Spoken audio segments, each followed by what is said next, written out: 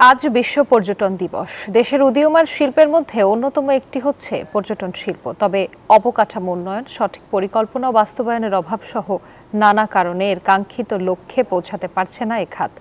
এ শিল্পের টেকসই বিকাশের জন্য সরকারের পাশাপাশি বেসরকারি উদ্যোগেরও প্রয়োজন বলে মনে করেন সংশ্লিষ্টরা। প্রতিনিধিদের পাঠানো তথ্যচিত্রে ডেস্ক রিপোর্টে দেখুন বিস্তারিত। অসীম সম্ভাবনার দেশ বাংলাদেশ। সমুদ্র থেকে পাহাড়, নদী থেকে বন, বৈচিত্র্যময় প্রকৃতি পর্যটনের মূল আকর্ষণ। প্রাকৃতিক সৌন্দর্যের অপরূপ নীলাভূমি রাঙামাটি। প্রকৃতির সৌন্দর্য উপভোগে প্রায় প্রতিদিনই পর্যটক মুখর থাকে এ পাহাড়ি জনপদ।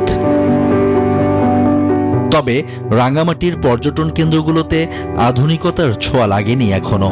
প্রতি বছর বর্ষায় হ্রদের পানিতে ডুবে থাকে ঝুলন্ত সেতু। তারপরও ঝুলন্ত সেতু দেখতে ছুটে আসেন পর্যটকরা। বান্ডেল থাকলে প্রতি সেনমানিতে টাকা বাঁচবে।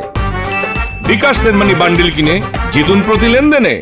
আমরা সবসময় চাই আমাদের মাতৃভূমি আরো সুন্দর হোক। টিকিট কাটার পরও আমাদেরকে ব্রিজে উঠে দেয় না, বলে পানির সমস্যা, এই কারণে আর কি খুব মনটা খারাপ। প্রতিদিন প্রায় 50 থেকে 60,000 টাকা ক্ষতি হয়েছে।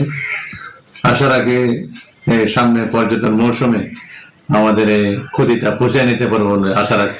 প্রকৃতির এক টুকরো স্বর্গ যেন বান্দরবান ও খাগড়াছড়ি। প্রকৃতি প্রদত্ত অবারিত সম্পদ ও সৌন্দর্যের আধার এই দুই পার্বত্য জেলা।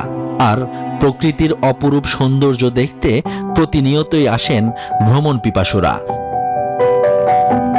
অবকাঠামো, মানসম্মত রাস্তা, নিরাপত্তা ব্যবস্থা, নানা সমস্যার কারণে এই সব পর্যটন কেন্দ্র থেকে মুখ ফিরিয়ে নিচ্ছেন পর্যটকরা।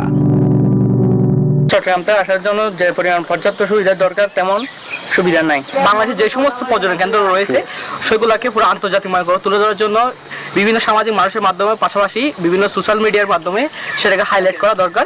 সরকারের পাশাপাশি বেসরকারি উদ্যোগে বিকাশ ঘটাতে হবে পর্যটন শিল্পের।